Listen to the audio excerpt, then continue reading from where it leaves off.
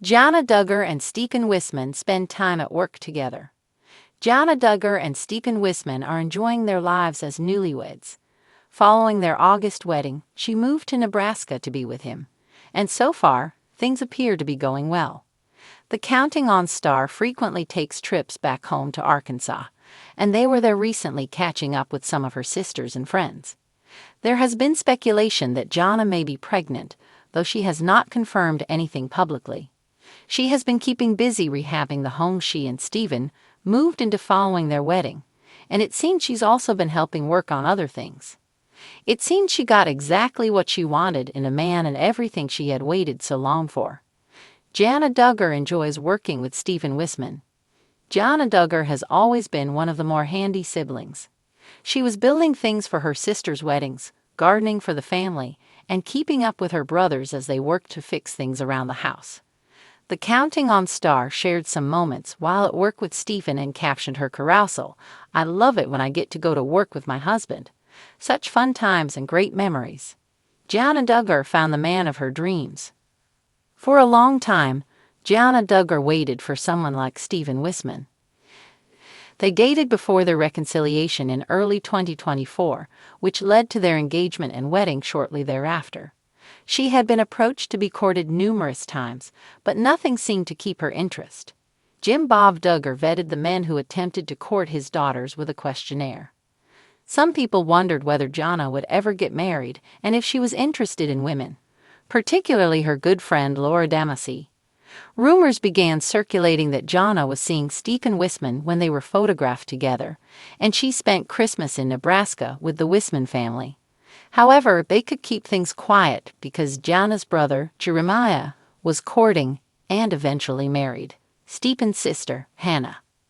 Jana and Stephen didn't divulge details about their split with followers, but she confirmed they reconciled in early 2024, and things moved quickly from there. She was engaged in the summer and weeks later walked down the aisle to marry Stephen. The morning sun filtered softly through the windows of the Wissmann family workshop, casting golden beams across the wide wooden floor. The scent of cedar and varnish hung in the air, a quiet reminder of the day's promise. Stephen Wissmann adjusted the strap of his tool belt and glanced up just as the door creaked open. Jana Duggar stepped inside, brushing a strand of hair behind her ear. She wore jeans and a flannel shirt, simple, practical, and perfect for a day spent building something real. Her eyes swept across the room until they met Stephen's. "Good morning," she said, smiling. Stephen smiled back, setting down the sandpaper in his hand. "Right on time, Miss Duggar."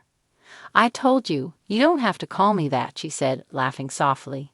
"Jana is just fine." "Jana it is, then," Stephen said, stepping forward. "You ready to tackle this bookshelf?" She nodded. "I brought coffee. And banana bread. Figured we'd need both." He accepted the thermos with a grin. "That might be the best decision you've made today." Together, they moved through the quiet rhythm of the morning. Jana was no stranger to hard work. She measured and cut with confidence, her movements precise.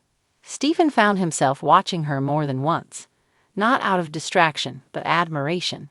There was a grace in the way she handled even the most mundane tasks, a peace that lingered behind her eyes. They worked side by side, their conversation weaving effortlessly between wood stains, scripture verses, and which of their nieces had the most dramatic tantrums last week. Stephen showed her a new sanding technique, and she taught him how to align the hinges with a steadier hand. By noon, the bookshelf was standing, its smooth grain gleaming under the sunlight. Stephen stood back and wiped his brow. "Not bad at all." Jana nodded, running her hand along the edge. "Think it'll hold a lifetime's worth of books?" "With the craftsmanship we put in today, definitely." They stepped outside for lunch, sitting on a pair of old stools by the shed. Birds chirped overhead, and a soft breeze whispered through the trees. Jana passed him a slice of her banana bread. "So," Stephen asked between bites, "what got you into carpentry?" "My dad," Jana said, smiling at the memory. "He always had us working on projects, building things with our hands. I guess I just fell in love with the process, taking something raw and shaping it into something beautiful." Stephen nodded. "I get that. It's like life, really. You start with a mess, and with time and grace, it becomes something good. There was a quiet pause, not awkward, just thoughtful. The kind that stretches between two people comfortable enough not to fill every silence. You ever think about starting your own business? He asked. Jana looked surprised. A woodworking business. Why not? You've got the skills, the eye for detail. I've seen the work you've done on your family's place. It's beautiful. I don't know, she said softly. It's always felt like I was supposed to help everyone else. I guess I never really thought of building something just for me. Stephen's voice was gentle. Maybe it wouldn't just be for you. Maybe it's how you bless others, through your own vision. She looked away for a moment, thinking. The idea had never quite been planted before, not like that.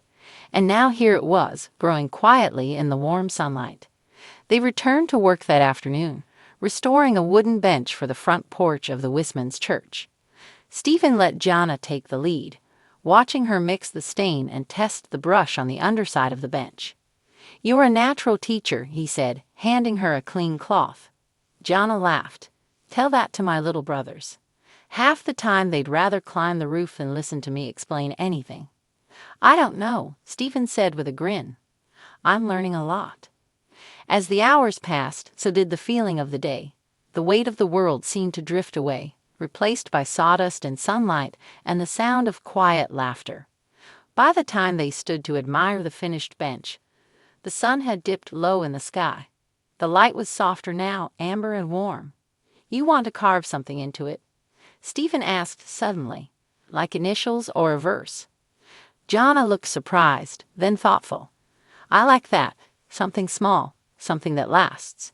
She knelt beside him as he carved, carefully etching the words into the back slat of the bench. Whatever you do, work at it with all your heart, as working for the Lord. Colossians 3:23. They both stared at it in silence for a moment. That's perfect, she whispered. Stephen looked at her, his voice quieter than before. You know, it's easy to work hard when it's something you love. Even easier when you're doing it with someone who gets it. Jana turned to meet his eyes.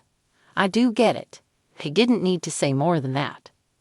As the last rays of the day stretched across the trees, Stephen walked her to her truck.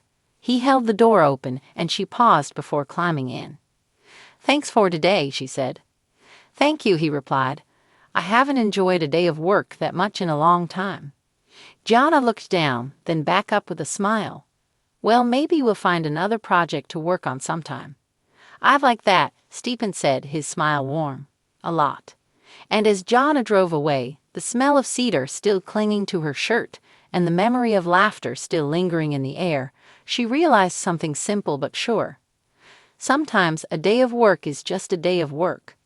But other times, it's the beginning of something beautifully built.